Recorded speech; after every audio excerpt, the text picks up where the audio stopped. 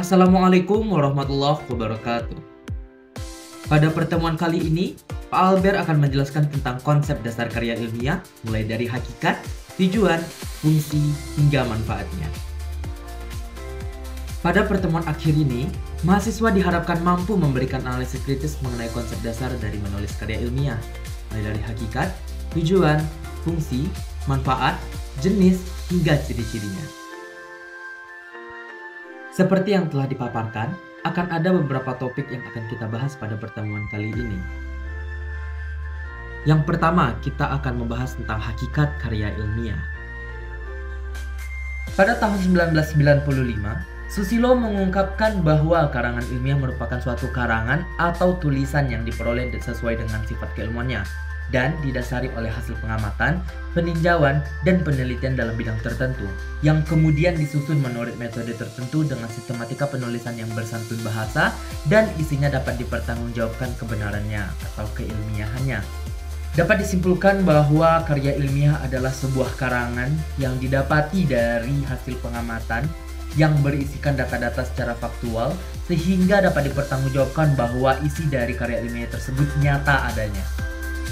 Kemudian pada tahun 2012, Suyitno mengungkapkan bahwa karya ilmiah adalah karya tulis yang disusun atau dikembangkan berdasarkan prosedur ilmiah. Prosedur ilmiah tersebut diliputi oleh beberapa tahap.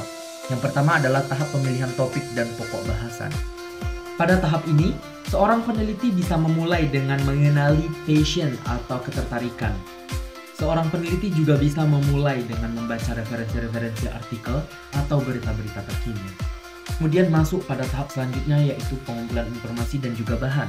Pada tahap ini, seorang peneliti bisa mengumpulkan informasi-informasi dari berbagai sumber, mulai dari artikel, jurnal, berita, hingga survei.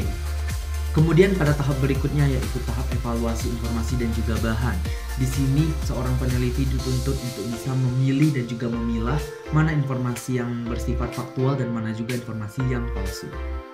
Kemudian dilanjutkan dengan tahap pengolahan pokok pikiran, di mana seorang peneliti membuat sebuah paragraf yang berisikan dari gagasan-gagasan utama, yang sebelum akhirnya masuk kepada tahap penulisan dan juga tahap penyuntingan. Kita masuk kepada topik berikutnya, yaitu tujuan dari karya ilmiah.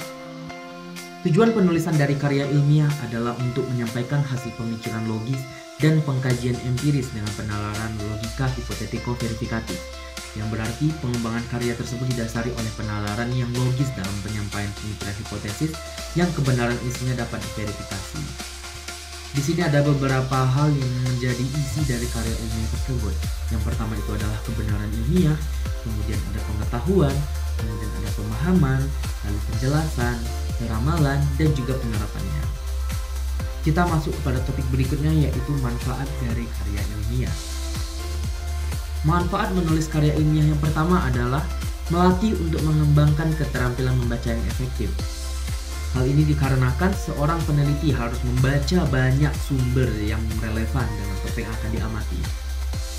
Kemudian manfaat penulisan karya ilmiah juga melatih untuk menggabungkan hasil bacaan dari berbagai sumber, yang kemudian mengenalkan dengan kegiatan kepustakaan di mana seorang peneliti itu mengumpulkan data-data pustaka. Kemudian meningkatkan pengorganisasian fakta atau data secara jelas dan sistematis, memperoleh kepuasan intelektual, memperluas cakrawala ilmu pengetahuan, dan sebagai bahan acuan atau penelitian pendahuluan untuk penelitian selanjutnya. Hal ini dapat disimpulkan bahwa menulis karya ilmiah memiliki manfaat yang berkelanjutan untuk penelitian selanjutnya. Kemudian kita masuk kepada topik berikutnya, yaitu jenis-jenis dari karya ilmiah. Sebelum kita masuk kepada jenis-jenis karya ilmiah, mari kita bahas tentang hal-hal yang perlu diperhatikan dalam berpikir ilmiah untuk menghindari kesalahan-kesalahan. Yang pertama adalah penggunaan istilah yang tidak tepat, kemudian penggunaan pernyataan atau gagasan yang tidak relevan.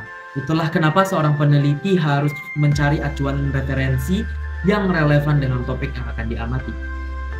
Kemudian ada penggunaan pernyataan yang hanya mendasar, penggunaan definisi yang salah sebagai pangkal pembahasan, dan juga penghindaran dari sumber kutipan yang bertentangan dengan gagasan yang dipakai. Kemudian ada beberapa sikap ilmiah, yaitu yang pertama sikap ingin tahu, kemudian ada sikap kritis, sikap objektif, sikap ingin menemukan, sikap menghargai karya orang lain, dan juga sikap terbuka. Kita masuk kepada jenis-jenis karya ilmiah. Yang pertama adalah makalah. Kemudian yang kedua adalah proceeding, di mana proceeding ini merupakan hasil publikasi dari seminar atau konferensi. Kemudian ada laporan penelitian, proposal, KTI, skripsi, tesis, disertasi, dan juga jurnal. Kita masuk kepada topik pembahasan terakhir, yaitu ciri-ciri karya ilmiah. Yang pertama, karya ilmiah itu bersifat empiris, yang mana pada karakteristik ini, proses pengumpulan data karya tulis ilmiah berdasarkan pengalaman langsung, observasi, dan juga fakta konkret. Kemudian karya ilmiah itu bersifat sistematik, di mana karya tulis tersebut disusun menurut aturan-aturan tertentu, sehingga kaitan antara bagian-bagian tersebut sangat jelas dan padu. Kemudian karya ilmiah yang bersifat objektif, di mana karya ilmiah itu tidak dibuat berdasarkan perasaan penulisnya, namun harus menunjukkan fakta-fakta dan data-data dari hasil analisisnya. Selanjutnya, karya ilmiah bersifat analitis, di mana penelitian harus dapat dibuktikan dan juga dijelaskan melalui berbagai proses. Kemudian yang terakhir adalah karya ilmiah yang bersifat verifikatif, di mana penelitian ini dilakukan dengan membuktikan dan menguji kembali mengenai kebenaran suatu ilmu pengetahuan yang sudah ada sebelumnya. Sekian pertemuan pada hari ini.